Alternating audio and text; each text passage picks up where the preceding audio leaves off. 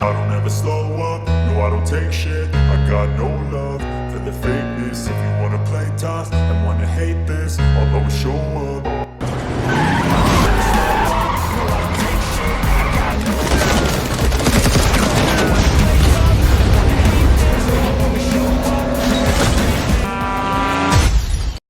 Sylvester Stallone kembali beraksi dalam film thriller terbarunya. Dalam film ini, ia berperan sebagai perampok bernama Rock yang telah menyusun rencana matang untuk merampok truk lapis baja berisi barang-barang bernilai tinggi. Mereka mengira ini akan menjadi pekerjaan mudah karena mereka telah berpengalaman dari aksi-aksi sebelumnya.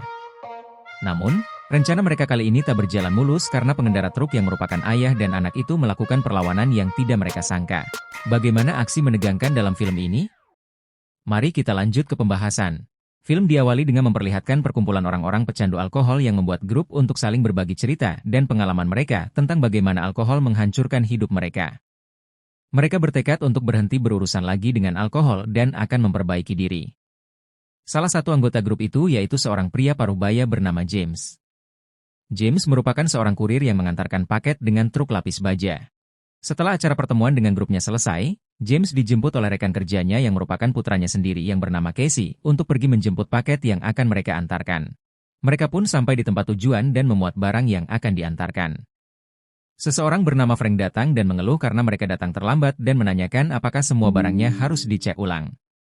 Dan James pun dengan santai menjawab kalau itu adalah prosedurnya. Protocol, Frank. Setelah selesai memuat barangnya, mereka pun segera berangkat untuk mengantarkannya. Saat mau menaiki truknya, James merasa kalau ada orang yang sedang mengamatinya. Pekerjaan mereka hari ini pun selesai dan kembali ke kantor untuk mengganti pakaiannya. Casey menawari James untuk makan malam di rumahnya. Karena telah berkali-kali menolak ajakan itu, kali ini James menyanggupinya. Dan pada malam harinya, James datang ke rumah Casey untuk memenuhi undangan makan malam dari Casey dan istrinya. Di tempat berbeda terlihat sekelompok pria yang merupakan perampok profesional sedang mempersiapkan segala peralatan dan senjata mereka untuk misi perampokan truk lapis baja. Kelompok itu dipimpin oleh seorang bernama Rock. Keesokan harinya, seperti biasa sebelum berangkat kerja, James selalu menghadiri pertemuan grupnya. Akibat pertemuan itu dia sering terlambat menjemput paket yang akan diantarkannya. Mereka segera menuju ke sebuah bank dan di sana Frank sudah menunggu dengan kesal untuk menyerahkan paket yang akan diantarkan. James memeriksa paketnya dan mencocokkannya dengan data yang ada. Ternyata jumlah paketnya tidak sesuai. Dalam catatannya cuma 3 kotak tapi barang yang ada berjumlah 4 kotak. Tapi walaupun paketnya tidak sesuai dengan catatan, James tetap membawanya. Dalam perjalanan, James merasa gelisah dan cemas karena telah membawa paket yang tidak ada dalam daftar. Dia berpikir bisa saja isi paket itu berupa uang hasil curian, barang selundupan ataupun obat-obatan terlarang dan mereka bisa saja ditangkap karena itu.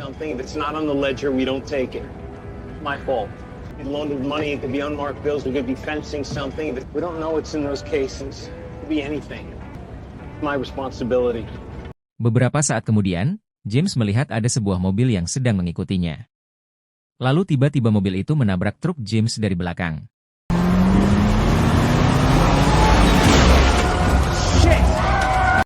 Casey mencoba menghubungi markasnya, tapi sinyal mereka diblokir. Mobil itu terus memepet truk James supaya James mengarah ke rute yang telah mereka tentukan. James pun berbelok arah ke sebuah jembatan untuk menghindari kejaran dari mobil itu. Tapi tiba-tiba dari arah berlawanan, sebuah mobil lain datang dan menghadang truk James. 3 orang pria bersenjata lengkap turun lalu James langsung memundurkan mobilnya. Mobil yang tadi mengikuti James datang dan menghadang dari belakang. Mereka pun terjebak di tengah-tengah jembatan. Orang-orang yang tadi berada di dalam mobil yang mengejar truk James turun dan langsung menembaki truk James. Truk mereka ditembaki dari 2 arah.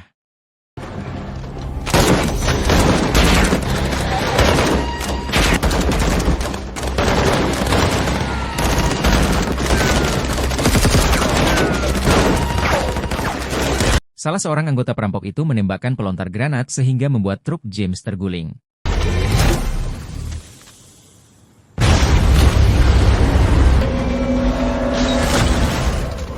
James dan Casey mencoba keluar dari ruang kemudi truk itu, dan aksi saling tembak pun terjadi. James berhasil melumpuhkan 2 orang anggota Rock, selain itu Casey mengalami luka tembak di kakinya.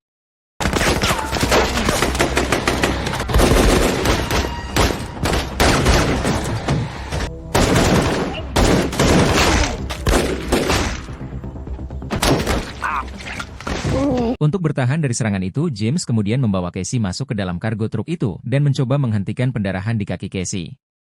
James mencoba untuk menelpon bala bantuan, tapi ternyata para perampok itu memakai alat pembajak sinyal. Rock mencoba berkomunikasi dengan James. Ternyata sebelumnya Rock telah mencari data tentang James dan Casey. Anybody home? You know my name. Hey, you know my name. What am I supposed to call you? You can call me Rook. Rock mencoba untuk bernegosiasi dengan James.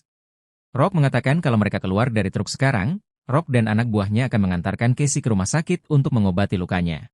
Tapi James tidak percaya karena James berpikir mereka tidak akan membiarkan dua orang saksi keluar hidup-hidup. James bahkan menantang Rock untuk meledakkan saja pintu truknya daripada repot-repot negosiasi dengannya. Rock pun sementara mundur untuk mengatur strategi baru.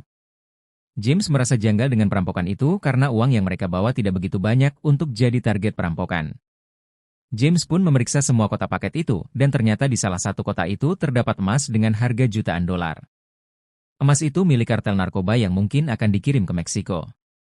Beberapa saat kemudian, anak buah Rock menebarkan gas air mata di sekeliling truk sehingga asapnya merembes ke dalam kargo truk yang membuat mereka kesulitan bernafas. Tapi James dan Casey cukup tangguh. Mereka berhasil menutup ventilasi dan semua lubang yang membuat asap tidak lagi masuk ke dalam kargo. James pun masih sempat-sempatnya mengolok-olok Rock kalau usaha mereka tidak berhasil. James juga mengatakan kalau dia telah menemukan emas yang menjadi incaran Rock. Rock pun murka dan menyuruh anak buahnya mengebor pintu kargo truk itu. Get the drill. Get the drill! James mengatakan kalau luka Casey harus segera diobati, kalau tidak luka itu bisa jadi infeksi. Mereka butuh alkohol untuk membersihkan luka itu, dan alkohol itu ada di dalam termos James yang tertinggal di ruang kemudi. Di situ juga terungkap kalau James sebenarnya tidak pernah berhenti minum alkohol. Selama ini dia hanya pura-pura berhenti dan berbohong kepada Casey. Cerita kembali ke masa lalu di mana saat itu James yang saat itu masih seorang polisi. Dia dan istrinya serta Casey yang masih kecil tengah berencana pergi liburan dengan menggunakan mobil dinas polisi. Di tengah perjalanan mobil James disalip oleh seorang pengendara yang berkendara ugal-ugalan. James pun menyalakan sirine mobilnya dan mencoba menghentikan pengendara itu. Walaupun sudah dilarang oleh istri dan anaknya karena saat itu James sedang tidak bertugas, tapi James tetap saja menghentikan mobil itu. James pun memberikan teguran kepada pengendara itu, dan setelah itu kembali ke mobilnya. Sesaat setelah dia memasuki mobilnya, tiba-tiba dari arah belakang datang truk dengan kecepatan tinggi dan menabrak mobil James. Dalam kecelakaan itu istrinya tewas dan James menyalahkan dirinya sendiri atas kematian istrinya. Hal itu yang membuat James menjadi seorang alkoholik dan dipecat dari kepolisian. Kembali ke masa sekarang. James berusaha mengambil termosnya dengan menggunakan pengait yang ada di dalam kargo itu. Sementara itu di luar anak buah Rock sedang mengebor pintu kargo itu. James mendapatkan ide untuk membuat bom molotov dari sisa alkohol yang ada di termosnya. Dia pelan-pelan keluar dari pintu kecil yang ada di atap kargo itu, sementara itu Casey mengalihkan perhatian mereka dengan mengatakan kalau dia menyerah dan akan membuka pintu kargo itu. Salah seorang anggota Rock tidak percaya dengan omongan Casey, tapi Rock memilih untuk percaya dan meminta Casey membuka pintunya dalam hitungan ketiga. Stop! Stop! Please! I'll come out. Don't you go soft. The kid's doing an act. 3 seconds to open up the door. Rock pun mulai menghitung dan setelah sampai hitungan ketiga, Casey tidak membuka pintu kargo itu. Rock lalu menyuruh anak buahnya untuk mengambil bom C4. Go get the C4 in the van. Saat Rock dan salah seorang anak buahnya pergi mengambil bom itu, James langsung melemparkan bom molotov kepada anak buah Rock yang tadi mengebor pintu. Dia pun langsung terbakar. James juga menembakkan taser kepada anak buah Rock yang lain. Saat ingin menembakkan taser kedua, James ditembak oleh anggota Rock yang tadi mau mengambil bom. Untung saja tembakan itu meleset dan James kembali ke dalam kargo.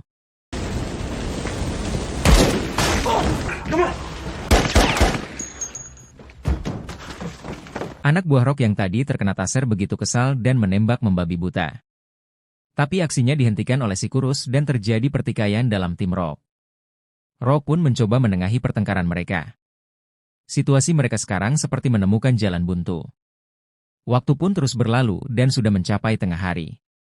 James dan Casey seperti berada di dalam oven karena begitu panasnya di dalam kargo itu. Sedangkan di luar Rock dan dua orang anak buahnya yang tersisa sedang berdebat bagaimana cara mengatasi masalah ini. Si jangkung ingin menghabisi James dan Casey dan segera mengambil emasnya.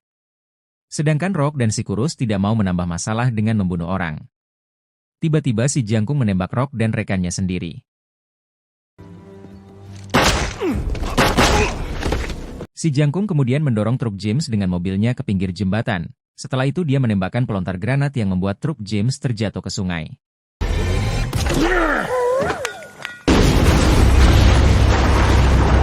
James membuka pintu atap kargo untuk segera keluar dari truk itu. Tapi sayang kaki Casey terjepit. James berusaha sekuat tenaga untuk melepaskan kaki Casey. Awalnya Casey menyuruh James untuk meninggalkannya karena kalau tidak mereka berdua bisa tenggelam. Tapi James tidak mendengarkan kata Casey dan terus berusaha melepaskan jepitan kaki Casey. Akhirnya kaki Casey bisa terlepas dan mereka selamat sampai ke pinggir sungai. Begitu sampai di pinggir sungai, James langsung diserang oleh si jangkung. Si jangkung mengambil pistol dan siap menembak James. Tapi tiba-tiba sebuah tembakan mengenai si jangkung. Ternyata Rock yang menembaknya dari atas jembatan. James lalu membawa Casey ke pinggir jalan. Rock menghampiri mereka dan James bertanya apa yang akan dilakukan Rock sekarang karena barang incarannya telah jatuh ke dalam sungai. Rock menjawab kalau dia telah selesai dan meminta James untuk tidak mengatakan apa-apa tentangnya kepada polisi, dan dia pun pergi begitu saja. Done. Done. Those cops show up. I was never here. Thanks.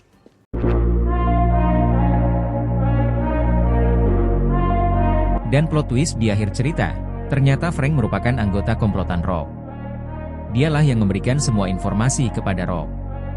Dan pada akhirnya bala bantuan pun datang untuk menyelamatkan James dan Casey.